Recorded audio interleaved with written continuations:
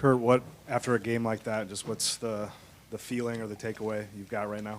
Man, it hurt for sure because, like, we came claw all the way back, but it's on us for even, like, getting down that much. We was really just kind of getting bullied, you know, throughout the first, beginning of the second. And then also at the end, you know, they was getting a lot of offensive rebounds. They had 17, so we just didn't execute well enough down the stretch. It hurt.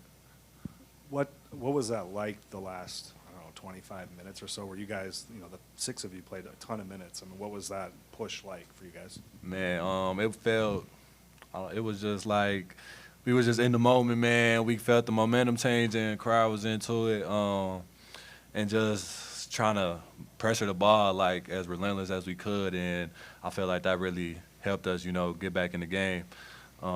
That's really just what I was focused on, was trying to pressure the ball as much as possible, and then get to the rim on offense.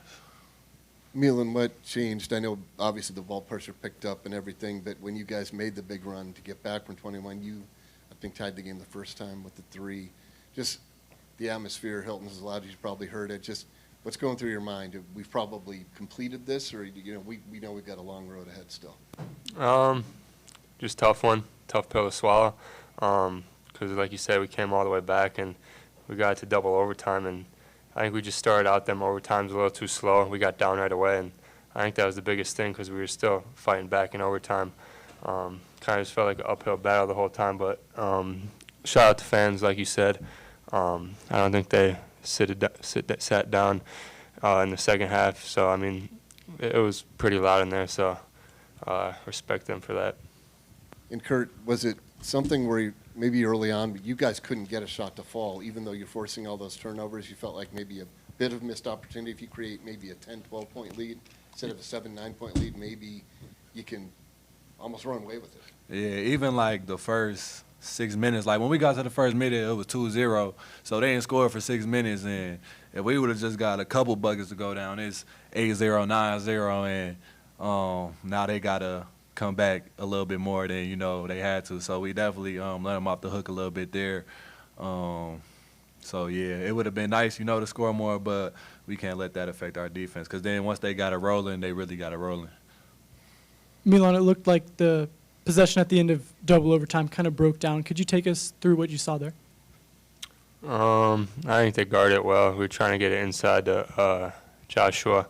I think they kind of denied it, and then kind of just broken play at the end. Ended up in my hands, shot an air ball, so not what I wanted, but it happened. For either of you guys, how do you just describe struggling on the defensive glass as much as you did, but then at the same time, your second chance defense was incredible tonight? I think, like you said, our defense was really, really good. Our first shot defense and second shot defense, I mean, I don't know what they shot from the field, but it was that offensive rebounds that just killed us. But that's what you kind of get with playing four guards. We all got to box out, and obviously we didn't do the job tonight. We turned them over a lot, but they killed us on the glass. Milan, can you just kind of take us inside the huddle? You guys were down by 21 with 13 minutes left. What was kind of the switch that got you guys to start that comeback? You guys have been in deficits before, but nothing like that. Obviously starts on the defense end, without question. Get stops, get turnovers, and then push it in transition. But I think the biggest thing on offense was just getting it inside the paint and scoring at the rim. I think they did a good job in the first half of making us shoot mid-range shots and threes. But I think in the second half we attacked the rim and got paint points. And for both of you guys, just with the way that the bracket for the Big 12 tournament's shaping up, there's a chance that you guys can meet again in the quarterfinals, you guys and BYU. Would you guys be fired up for that rematch? Just what are your thoughts early on? Yeah, I think we fired up for any team that beat us. So, you know, this K-State game, trying to get them back, fired up for that, and then whatever happens for the Big 12 tournament, we'll be prepared for it. So if we see BYU again, you know, hopefully we're going to be ready. Curtis, this was obviously your senior night. it's only a second loss you've taken here. Just how frustrating is it to kind of walk off this court for the last time, not with a win? Yeah, it's super frustrating.